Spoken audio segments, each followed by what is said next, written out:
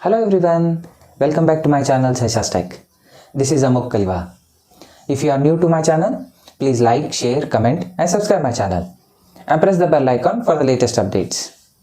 In the last video, we understood about linear regression, the theoretical concepts of linear regression, the assumptions which we make in linear regression, thereafter the different types of linear regression and the residual errors in linear regression. In today's video, we will be understanding the practical approach of implementation of linear regression using R. We will take the inbuilt dataset from the R, we will divide the dataset into train and test, build the linear regression model, and thereafter we will also study about the multicollinearity function in different independent attributes.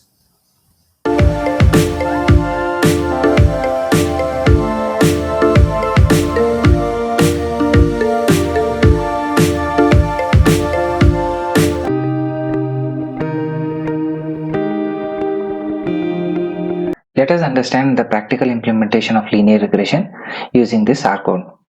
In line number 2, we are removing all the environment variables which are present. Currently, I do not possess any variables or list into the environment. Whenever we start executing any R code, we should primarily set our working directory. Line number 5 helps us to do that. I am setting my working directory. We would require data to build a model. Currently, we are using empty cars, which is the inbuilt data of R, and loading it into the R memory. As we can see, we have 32 observations and 11 variables in the empty cars data, which ranges from MPG to carb attributes. In line number 14, we are observing that there are no blank values in the dataset. In line number 17, we are setting seed for dataset. This is used because we want to extract same rows whenever we execute the data with same split of train and test.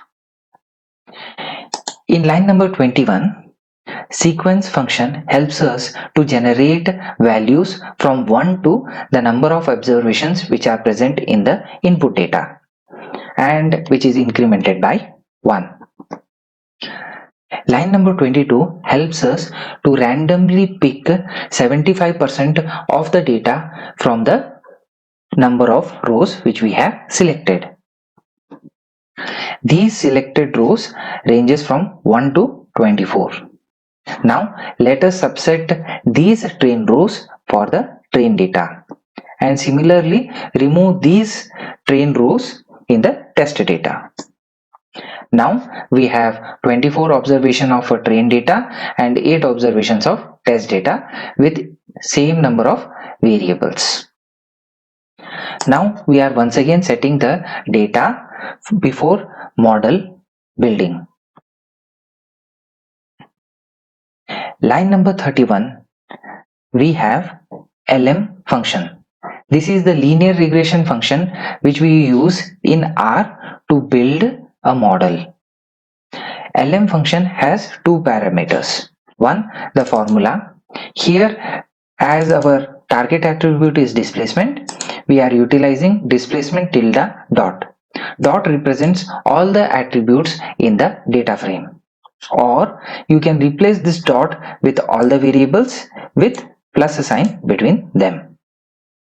The second parameter is the data. Here we are passing train data for building the model. We can observe the summary of the model which we have built. In summary, we can see that the LM function input parameters, the formula and the data. The next is residuals.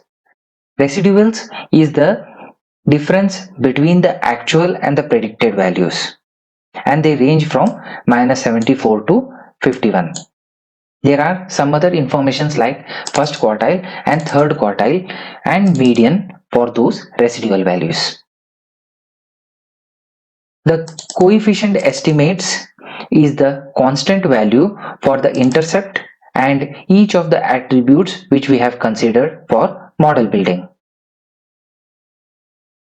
The standard error is the average error of the estimates with the actual value. This standard error is also used to build confidence interval for the constant estimates. T-value is the standard deviation of estimate from the zero. Higher the t-value is greater the influence of that attribute on the target attribute. PR is the probability value for the t-value. The probability value ranges from 0 to 1. Least is the probability value greater the influence of that attribute on the target attribute. We can observe star. Star represents the significance of the attribute on the target attribute. We have 3 star, 2 star and 1 star. Residual standard error is the error calculated from the actual and the predicted values with 13 number of observations from the trained data.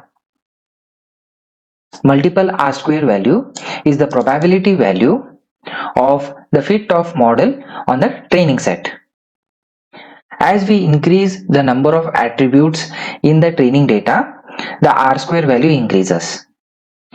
To overcome this issue, we use adjusted R-square. Adjusted R-square adjusts the value of multiple R-square value for the attributes. We can see we have 91.9% of fit of our model on the training data. F statistics provides us the influence of the predictor values on the actual values. The F statistic value near to the 1 is better. These were some of the model characteristics which we can analyze when we build the model. Now, to understand how better is our model, let us evaluate the model on the errors. To do this, we should load the DMWR package into R. Initially, we will evaluate our model fit on the training data. Here we can observe the mean absolute percentage error is 10, which means we have a 90% accurate model. Now let us predict the values on the test data. To do this, we use a function called predict. Predict has two components, the object and the new data. In the object, we provide the linear regression model which we have built using LM function, and the new data we provide the test data after removing our target attribute. Now let us evaluate the model test output onto our predicted values. We can observe that is 16% error, which means we have 84% of accuracy. This specifies that we do not possess overfitting. This is a practical implementation of linear regression in R. If you like my video, please like, share, comment and subscribe my channel and press the bell icon for the latest updates. Thank you.